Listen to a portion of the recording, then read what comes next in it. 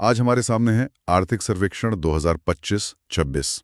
हाँ, जो वित्त मंत्री निर्मला सीतारमण ने 29 जनवरी 2026 को पेश किया। बिल्कुल। आर्थिक शासन व्यवस्था यानी इकोनॉमिक स्टेटक्राफ्ट।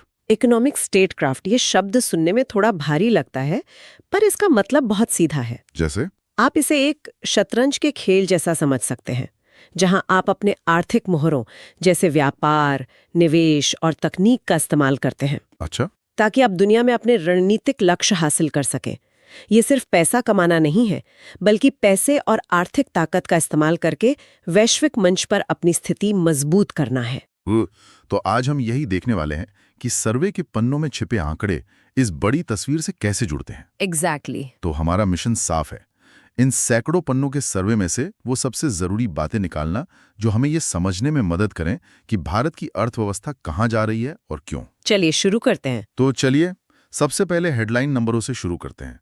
सर्वे कहता है कि 2025-26 में भारत की वास्तविक जीडीपी ग्रोथ 7.4% रहेगी। ये सुनने में तो बहुत अच्छा लगता है। बहुत अच्छा है। लेकिन एक आम सवाल ये है कि क्या ये विकास सबको साथ लेकर चल रहा है? ये एक बहुत जरूरी सवाल है। देखिए, 7.4% की वृद्धि दर दुनिया की किसी भी बड़ी अर्थव्यवस्था में सबसे तेज है। और ये सिर्फ एक साल की बात नहीं है। अगले साल के लिए भी अनुमान 6.8% से 7.2% के बीच है, जो एक टिकाऊ ग्रोथ को दिखाता है। राइट। लेकिन आपके सवाल का जवाब सिर्फ इस एक आंकड़े में नहीं है। हमें ये भी देखना होगा कि ये ग्रोथ आ कहाँ से रही है। सर्वे एक और दिलचस्प बात बताता है। भारत अब इनोवेशन में एक ग्लोबल प्लेयर बन रहा है। इनोवेशन में जैसे? हम स्टार्टअप्स में दुनिया में 12वें, पेटेंट फाइलिंग में 6ठे और ट्रेडमार्क रजिस्ट्रेशन में 4थे स्थान पर हैं। तो ये सिर्फ साइज की ग्रोथ नहीं है, बल्कि क्वालिटी और इनोवेशन वाली ग्रोथ है। ठीक है, तो अर्थव्यवस्था का इंजन तो तेजी से चल रहा है, लेकिन क्या गाड़ी का संतुलन ठीक है? मेरा मतलब सरकार की अपनी कमाई और खर्च से है। हाँ, फिस्कल हेल्थ। एग्जैक्टली। यहाँ पर राजकोषीय घाटे यानी फिस्कल डेफिसिट की बात आती है, जो 2026 के लिए 4.4% अनुमानित है। ये आंकड़ा कम हो रहा है, जो अच्छी बात है। पर क्या आप इसे आसान शब्दों में समझा सकते हैं कि असल में है क्या और इसका कम होना क्यों जरूरी है? जरूर। इसे सरकार के घरेलू बजट की तरह सोचिए। मान लीजिए सरकार की कुल कमाई 100 रुपए है। ओके, बिल्कुल। लेकिन उसका कुल खर्च, जिसमें सड़कों से लेकर सैलरी तक सब कुछ शामिल है, 104.40 रुपए है। तो ये जो 4.40 रुपए का अंतर है, यही राजकोषीय घाटा है। और इस अंतर को पाटने के लिए सरकार को उधार लेना पड़ता है। बिल्कुल। अब जाहिर है जितना कम उधार लेना पड़े उतना अच्छा। 2022 में ये घाटा 6.7% था और अब 4.4% पर आ गया है। इसका मतलब है कि सरकार आर्थिक रूप से ज्यादा आत्मनिर्भर हो रही है। वो अपने खर्चों को अपनी कमाई से बेहतर ढंग से मैनेज कर रही है। तो अगर सरकार का घाटा कम हो रहा है तो सवाल ये उठता है कि वो अपना पैसा खर्च कहाँ कर रही है? क्या वो बचत कर रही है या कहीं और ज्यादा निवेश कर रही है? क्योंकि सर्वे में एक आंकड़ा है जो मुझे चौंका गया। केपेक्स वाला। हाँ, पूंजीगत व्यय यानी केपेक्स 11.21 लाख करोड़ पहुंच गया है। 2018 में ये सिर्फ 2.63 लाख करोड़ था। यहाँ पर रुकना बहुत जरूरी है, क्योंकि ये सर्वे की सबसे बड़ी कहानियों में से एक है।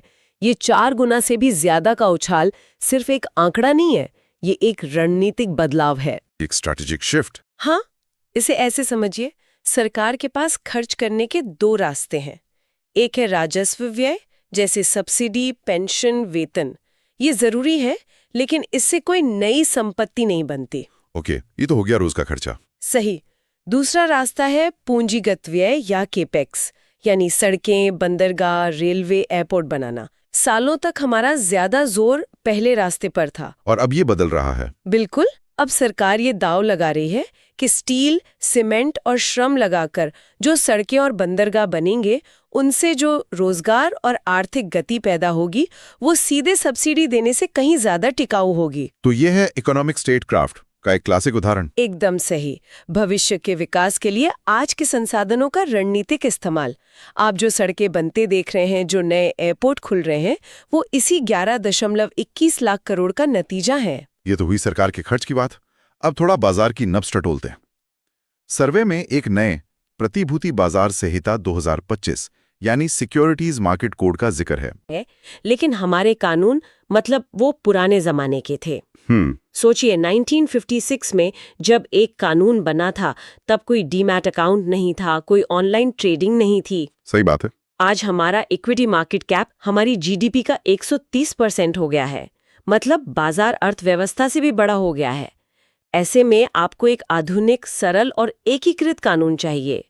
ये नया कोड वही काम करेगा। तो इससे निवेशकों के लिए चीजें आसान होंगी। हाँ, और विवादों को सुलझाने के लिए 2 साल की समय सीमा भी तय करेगा, जिससे भरोसा बढ़ेगा। और इसी भरोसे को बढ़ाने के लिए शायद गिफ्ट सिटी जैसे प्रोजेक्ट्स पर भी जोर दिया जा रहा है। हाँ, GIFT सिटी भारत का दुबई या सिंगापुर बनाने का एक प्रयास है।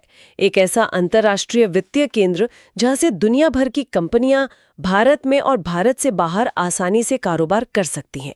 ये भी इकोनॉमिक स्टेटक्राफ्ट का ही हिस्सा है। मतलब दुनिया के फाइनेंशियल कैपिटल को भारत की ओर आकर्षित करना। बिल्कुल। तो घरेलू अर्थव्यवस्था मजबूत दिख रही है, बाजार में सुधार हो रहे हैं, लेकिन आज की दुनिया में कोई भी देश अकेला नहीं चल सकता। वैश्विक मंच पर हमारी क्या स्थिति है? व्यापार के आंकड़ों को देखें तो हमारा कुल निर्यात 825.3 बिलियन डॉलर रहा है। हाँ, जो 6.1% की वृद्धि है। इसमें जो चीज सबसे अलग दिखती है वो है सर्विसेज एक्सपोर्ट्स, जो 13.6% की शानदार दर से बढ़ा है। ये भारत की छिपी हुई सुपर पावर है। जब हम निर्यात की बात करते हैं तो अक्सर हमारे दिमाग में सामान आता है, कपड़े, गाड़ियां, दवाइयां। हाँ, फिजिकल गुड्स। व्यवसाय, लेकिन भारत सॉफ्टवेयर, कंसल्टिंग और फाइनेंस जैसी सेवाओं का एक बहुत बड़ा निर्यातक है। आज दुनिया में होने वाले कुल सेवा निर्यात में भारत की हिस्सेदारी 4.3% है, जो एक बड़ी उपलब्धि है। और ये भी दिलचस्प है कि हम सबसे ज्यादा निर्यात अमेरिका को करते हैं, लेकिन आयात चीन से। हाँ, ये दिखाता है कि हमारे व्यापारिक रिश्ते कितने जटिल और विविध हैं। व्यापार के अलावा बाहरी मोर्चे पर एक और आंकड़ा है जो हमेशा ध्यान खींचता है, रेमिटेंसेस। हाँ, विदेश में काम करने वाले भारतीयों द्वारा भेजा गया पैसा। हम इसमें 135.4 बिलियन के साथ दुनिया में नंबर 1 पर हैं। ये हमारी अर्थव्यवस्था का एक अनसंग हीरो है। ये 135 बिलियन डॉलर सीधे भारतीय परिवारों के पास जाता है, उनकी खरीदने की शक्ति बढ़ाता है और अर्थव्यवस्था को स्थिरता देता है। और इससे भी ज्यादा चौंकाने वाली कोई चीज है? सर्वे के मुताबिक डिजिटल हरित निवेश यानी डिजिटल ग्रीन FDI में भारत 114 बिलियन डॉलर के साथ दुनिया में पहले नंबर पर है। एक मिनट, डिजिटल ग्रीन FDI ये क्या है? ये वो विदेशी निवेश है जो 2 भविष्य की तकनीकों के संगम पर हो रहा है, डिजिटल टेक्नोलॉजी और ग्रीन एनर्जी। जैसे बैटरी बनाने वाली फैक्ट्रियां, इलेक्ट्रिक व्हीकल चार्जिंग इंफ्रास्ट्रक्चर या फिर वो डेटा सेंटर्स जो ग्रीन एनर्जी पर चलते हैं। दुनिया भर के निवेशक भारत पर इस क्षेत्र में दांव लगा रहे हैं। अच्छा, तो ये दिखाता है कि दुनिया मानती है कि भारत सस्टेनेबल विकास का नेतृत्व कर सकता है। एग्जैक्टली। इसी भरोसे का नतीजा है कि हमारा चालू खाता घाटा यानी करंट अकाउंट डेफिसिट, जो हमारे कुल निर्यात और आयात के बीच का अंतर है, जीडीपी का सिर्फ 0.8% रह गया है। ये सब बड़े आर्थिक सुधारों की बात हुई, लेकिन आम आदमी की जेब पर सबसे ज्यादा असर महंगाई का होता है। सर्वे के मुताबिक CPI मुद्रास्फीति सिर्फ 1.7% है।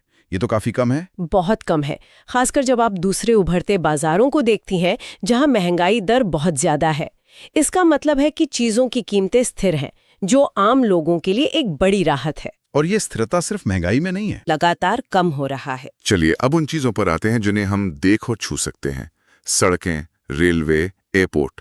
आपने कैपेक्स का जिक्र किया था, जमीन पर इसका असर कहाँ दिख रहा है? हर जगह। सर्वे के आंकड़े बताते हैं कि 2014 से अब तक राष्ट्रीय राजमार्गों की लंबाई 60% बढ़ चुकी है। 60%? ये तो बहुत ज्यादा है। हाँ, रेलवे नेटवर्क का 99.1% विद्युतीकरण हो चुका है। मतलब अब ट्रेनें डीजल पर नहीं, बिजली पर चल रही हैं। हवाई अड्डे 74 से बढ़कर 164 हो गए हैं। इन आंकड़ों का असली मतलब क्या है? असली मतलब ये है कि आज दिल्ली से मुंबई का सफर, जो पहले नए एक्सप्रेसवे से 24 घंटे लेता था, अब 12-13 घंटे में पूरा हो रहा है। ये जो समय और ईंधन की बचत है, ये सीधे सीधे व्यापार और आम आदमी की जेब पर असर डालती है। और इसी से जुड़ा है ऊर्जा का क्षेत्र। सर्वे कहता है कि हमारी कुल बिजली क्षमता का एक बड़ा हिस्सा 207 गीगावाट अब नवीकरणीय ऊर्जा से आ रहा है। हाँ, और इसमें 52% हिस्सा सौर ऊर्जा का है। ये एक बहुत बड़ा बदलाव है। और इसका सीधा असर आम जीवन पे क्या है? इसका सीधा असर ये है कि 2014 में जहां ग्रामीण इलाकों में औसतन 12.5 घंटे बिजली आती थी, आज 22.6 घंटे आती है। ये सिर्फ घरों में रोशनी नहीं है, ये बच्चों की पढ़ाई है, गांव में छोटे उद्योगों के लिए अवसर है। तो ये भी एक तरह से इकोनॉमिक स्टेटक्राफ्ट है, ऊर्जा सुरक्षा के जरिए। बिल्कुल। नवीकरणीय ऊर्जा में दुनिया में चौथा स्थान हासिल करना सिर्फ पर्यावरण की बात नहीं है, ये ऊर्जा सुरक्षा भी है। इन सब विकास की कहानियों के बीच रोजगार का सवाल हमेशा सबसे बड़ा रहता है। सर्वे में MGNREGA की जगह एक नए विकसित भारत मिशन की बात की गई है। इसमें क्या अलग है? इसमें 2 बड़े बदलाव हैं। पहला, काम की गारंटी 100 दिन से बढ़ाकर 125 दिन कर दी गई है। ओके। दूसरा, और ज्यादा जरूरी, इसका फोकस बदल गया है। अब ये सिर्फ गड्ढे खोदने या तालाब बनाने तक सीमित नहीं है, इसका जोर जलवायु परिवर्तन के अनुकूल इंफ्रास्ट्रक्चर बनाने, जल सुरक्षा और ग्रामीण संपत्ति बनाने पर है। तो ये सिर्फ एक रोजगार योजना से ज्यादा है? हाँ, ये एक टिकाऊ विकास का साधन बन रही है। और महिलाओं के रोजगार के बारे में क्या? वहाँ एक बहुत ही सकारात्मक कहानी है।